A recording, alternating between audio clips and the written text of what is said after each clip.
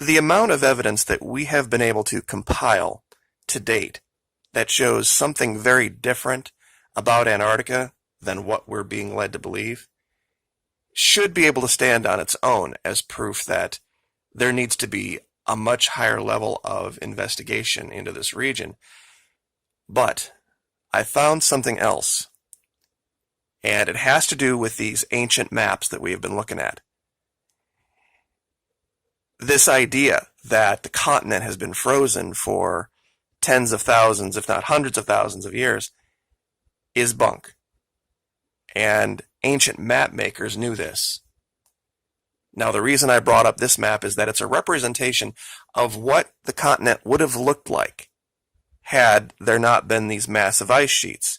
It's my opinion that an event happened in the 1600s that completely changed the face. I'm not saying there wasn't any ice and snow in the region, but what we see now is not what it was even as far back as 1500, and I would like to show some more proof for this.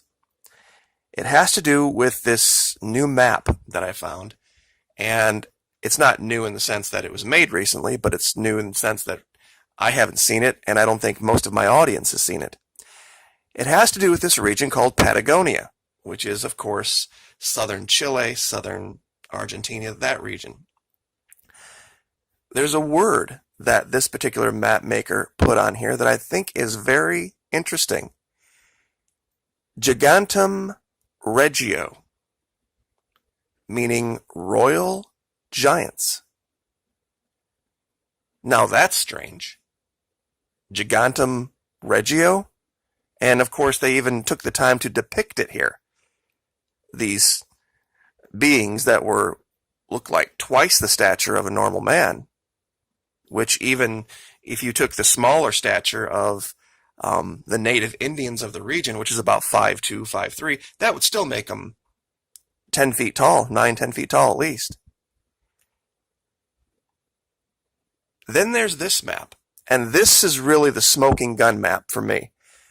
Now, it's an old map, and it's not that it's super accurate as far as the navigation part, but in these old maps, they drew pictures of things they saw, things that impressed upon them, what represented that region.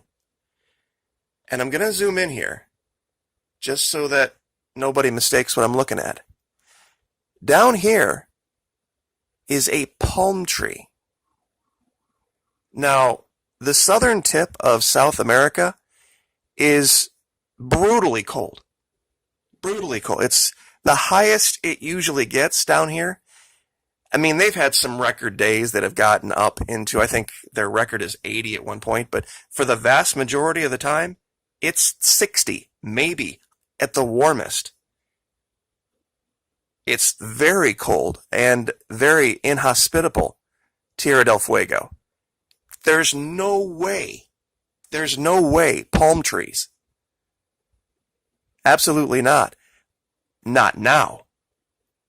But this map is from the 1500s. How could there have been palm trees if the weather was then what it is now? This would represent a very different thing now. Also, from the region, here's another old map. And what we see here is not the natives of the region, but we see what look like European men with long white beards. And it says once again, and this is Latin, it says, this land is inhabited by giants. Now that is, and of course this is the same region. This is the passage, allegedly, that Magellan had, let me zoom back out here, had found through the region. This is an actual photo of the natives down there taken around 1900. And as you can see, they are wrapped in blankets and it's freezing cold. Yet what do we see in this map? We see in the 1500s people walking around in short summer-like clothing, no shirts. Here's another actual photo of the region currently. Very cold. These, what we can describe as classical Native Americans. What we would expect to see. They look very much like Native Americans from up here, North America. Now here's something that should blow your mind. I know that stories of mermaids, all that kind of stuff is a lot of the invention of bored sailors, but I want you to look closely in the right hand of the lower mermaid as I zoom this in.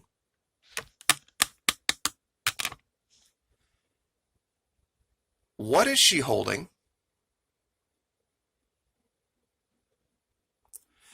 Why would an ancient mariner or the person that they were commissioning to paint this have drawn a picture of a flying saucer in the right hand of a mermaid? Could it be that these people were seeing the exact same thing down around Antarctica that we have been seeing in our skies? This, to me, is just another nail in the coffin for the story that these things are coming from outer space. They aren't. The things that we see in our skies that we call extraterrestrials or UFOs are not extraterrestrial at all.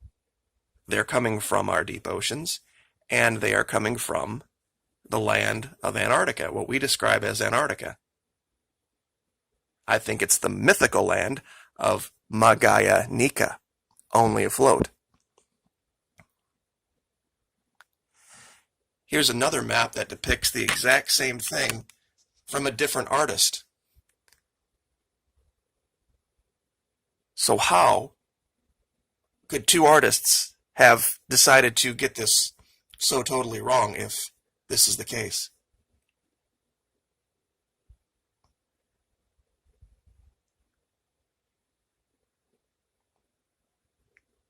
Now here, once again, this is another map of the same region. And this is taken from a book. It was a picture I had to get. There's no way to literally order the book online. There's a copy of it at the University of Florida, and I thought about driving the 63 miles over there just to get the book. But once again, it shows giant European-looking individuals occupying a very lush, green, warm environment. Now, one map maker could get it wrong, maybe two, but three? See, this is the allegation that I have been trying to make for so long about the region, is that this idea of it being millions of years of ice, it just isn't true. It couldn't possibly be true. The basic laws of thermodynamics would prohibit it. And I probably should do a separate video just on that, about entropy. Things in the world, in a closed environment, will always gravitate toward the highest state of entropy. Meaning that ice will gravitate toward becoming water, water will gravitate toward becoming steam or a gas. It's just the way it is in a closed system. I've said it before, take an ice cube, put it out on the counter, and it will eventually become a puddle of water, and then eventually again become just water in the air.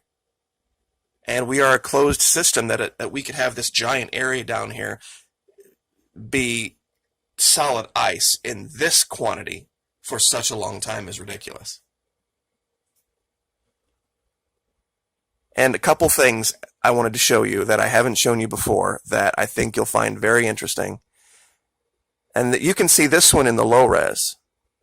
And I wish I would have shown this before because it was one of my first discoveries. Now this is kind of hard to see, but in this area there are rectangular clouds over Antarctica. Now, this area doesn't uncover in high res, but what in the world would cause this? Giant rectangular clouds, and we've seen them over North America and all sorts of places in the world. But if there truly was at one time down here a civilization, if it was a temperate environment, which even science has said that's the case, I'm just debating the time frame, and it was covered in ice, there would be a massive amount of decaying material underneath, right? Well, what do we know about decaying material? Decaying material creates heat and it creates pressure. So that could explain a lot of the vent type things that we are seeing on the surface of Antarctica. They've talked about this massive increase in temperature over the continent. I wonder if there's just these giant methane releases going on. And I will show you one thing in high res, and I defy anyone to explain it naturally. Let's see if I can get it to show up. Okay. At the foot of this mountain is this perfectly rectangular area that has sunk into the ground, and it's almost perfect in its size. There we go. That's a better picture of it. Right here. And I've measured this out. It's about 4 acres, so it's not huge. But what natural thing would create a 4-acre field that would just be a depression in the ice and snow? I could think of a lot of the things that mankind would create that could do this. This could have been a settlement of some kind. Maybe they had dug an area down lower to create some kind of a reservoir for irrigation of this size. I can, and there's even this straight structure that almost looks like some kind of piping or tubing irrigation that goes down here. And it's structures like this that just look like ventilation for the methane, for the heat. And it comes down to another structure here, but 12 and a half minutes, I will leave it there. But ancient maps show clearly, at least clearly to my mind, that there was something very, very different about that continent. And how we see modern images doesn't really agree with that. Noah and giants? If something happened in Antarctica, would it not make sense that the giants would have migrated, perhaps north, through Tierra del Fuego? I mean, we know what we see in Peru, right? With the Nazca Lines and Machu Picchu. And why would there be palm trees in a region that's ice freaking cold? But anyway, like, share, subscribe. Thank you so much. We'll see you next time.